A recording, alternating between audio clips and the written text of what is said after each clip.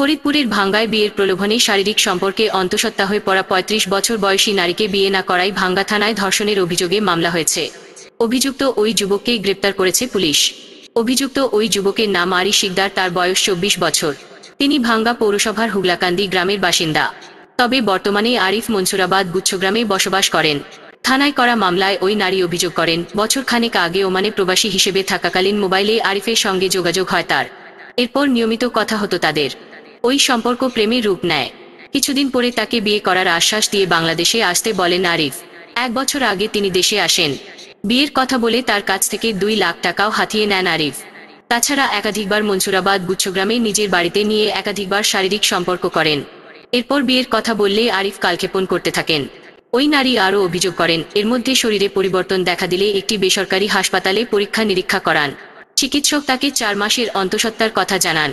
তখন তিনি বিয়ের জন্য আরও চাপ দিলে আরিফ ওই নারীকে বিয়ে না করার কথা সাফ জানিয়ে দেন এবং গর্ভের সন্তানকেও অস্বীকার করেন। পরে তিনি থানায় মামলা করেন। এ মামলার তদন্ত কর্মকর্তা ভাঙ্গা থানার উপপরিদর্শক এসআই মোহাম্মদ নাইম জানান, মামলা হওয়ার পর অভিযুক্তকে গ্রেপ্তার করে আদালতের মাধ্যমে জেল হাজতে পাঠানো হয়েছে। তিনি বলেন, ওই নারীকে স্বাস্থ্য পরীক্ষার জন্য ফরিদপুর বঙ্গবন্ধু শেখ মুজিব মেডিকেল কলেজ হাসপাতালের ওয়ান স্টপ ক্রাইসিস সেন্টার ওসিসিতে পাঠানো হয়েছে।